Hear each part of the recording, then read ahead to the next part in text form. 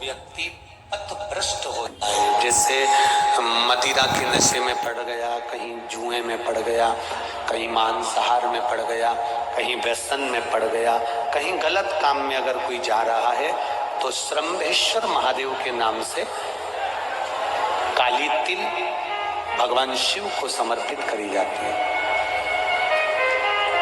महाराज काली तिल को वापस उठाकर ले आते हैं।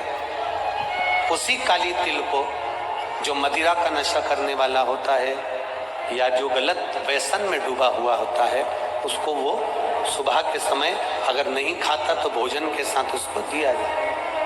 श्रम्भेश्वर महादेव। एक बेलपत्री का भी बहुत अच्छा प्रयोग है श्रम्भेश्वर महादेव का। मदिरा पीने वालों के लिए, मांसाहार व्यसन में, जुए में, पेशावृत्ति में, पर नारी में, गलत जगह पर जो डूबे रहते हैं उनके लिए पहले की कथा में उसका वर्णन किया है बेलपत्री का। श्रम्भेश्वर महादेव। एक बार सब बोलेंगे, कौन से महादेव? श्रम्भेश्वर महादेव।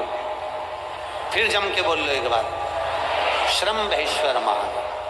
जब हमारे घर में क्रोध बढ़ता है या कोई गलत कार्य में जाने लगता है तो श्रम्भेश्वर महादेव का हमें शरणागति लेना चाहिए। श्रम्भेश्वर महादेव का पूजन करना चालू कर देना चाहिए। कई लोग कहते हैं महाराज जी श्रम्भेश्वर महादेव का मंदिर कहाँ मिलेगा, हम कहाँ पूजन करने जाए? कहीं नहीं जाना, तुम्हारे घर के पास में जो शंकर जी का मंदिर है वहीं जाओ, उसी देवालय में, उसी मंदिर में जाओ। श्रम्भेश्वर महादेव के नाम से जल चढ़ाना प्रारंभ करेंगे। वो जल जो गलत संगत में पड़ा हुआ है उसका आचमन कराना प्रारंभ करेंगे। अपने आप उसकी धीरे धीरे बुद्धि सुधरना प्रारंभ हो जाएगी। ऐसा श्रम्भेश्वर महादेव का है। कुछ स्थान हमारे यहाँ पर बड़े सुंदर सुंदर स्थान निश्चित किए गए हैं। जैसे कैंसर आदि के मरीज के लिए हम लोग पहले भी कहते हैं कि त्रिजुगी नारायण का जल बड़ा महत्व रखता है। जिसका शरीर या जिसको एक पत्र आया है कि किसी को मिर्गी का झटका आना चालू हो गया था। अब पत्र ढूंढेंगे तो समय थोड़ा लग जाएगा। जिसने लिखा है उसके स्मरण में होगा। जिसने भी लिखा होगा कि बीमारी के चलते चलते फिर मिर्गी आना चालू हो गई।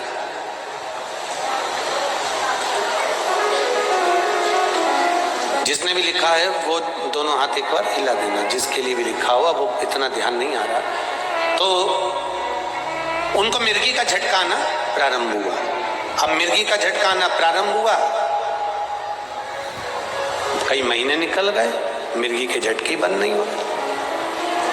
तब उन्होंने पत्र में लिखा है कि श्रम्भेश्वर महादेव का आपने जो वर्णन करा था 31 बेलपत्र वाला, गुरुजी हमने वो 31 बेलपत्र वाला प्रयोग करना प्रारंभ करा और उन्होंने पत्र में लिखा है कि मिर्गी के झटके भी बाबा की कृपा से ठीक हो गए हैं। अब कोई झटके उनको आ नहीं। श्रम्भेश्वर महादेव का जो वर्णन है, श्रम्भेश्वर महादेव का जो गुणगान है, ये कोई साधारण नहीं है। शिव महापुराण में भागवत के प्रहलाद चरित्र को लाकर रखा गया है केवल श्रम्भेश्वर महादेव के प्रागट्य के लिए। ऐसा श्रम्भेश्वर महादेव का गुण। एक बार फिर आप लोग भूल ना जाओ, उसके लिए एक बार फिर से बोल लो, कौन से महादेव? श्रम्भेश्वर महादेव। ये श्रम्भेश्वर महादेव जैसे कुंदकेश्वर महादेव। कुंदकेश्वर महादेव का क्या काम है? माता पार्वती ने विदल उत्पल को मारने के लिए जो कुंदुक फेंका था, वो कुंदुक भगवान शंकर के पांव में जाकर गिरा था। तो शिव जी का नाम कुंदकेश्वर हो गया। जब हमारे यहाँ कोई दवाई नहीं लगती शरीर में, कोई कैंसर जैसा रोग हो गया, किडनी लीवर का रोग हो गया या बीपी शुगर का रोग हो गया, शुगर लेवल में नहीं आ रही है, तो आप शंकर जी पे से जो बेलपत्र ला रहे हो कुंदकेश्वर महादेव के नाम से लाओ। दवाई खाओ, डॉक्टर को दिखाओ, सारी जांचें कराओ, डॉक्टर के अनुसार चलो, डॉक्टर जैसा बताए वैसा करो, पर उस दवाई को भी शिव जी से कहकर कि बाबा कुंदकेश्वर महादेव का नाम लेकर उस दवाई को भी हम कुंदकेश्वर महादेव का प्रसाद समझ कर पाना प्रारंभ करो। धीरे धीरे आराम लगना प्रारंभ होगा। कुंदक कुंदकेश्वर महादेव रोग मुक्ति के लिए होते हैं और श्रम्भेश्वर महादेव, बोलो बोलो जरा जम के, व्यसन की समाप्ति के लिए।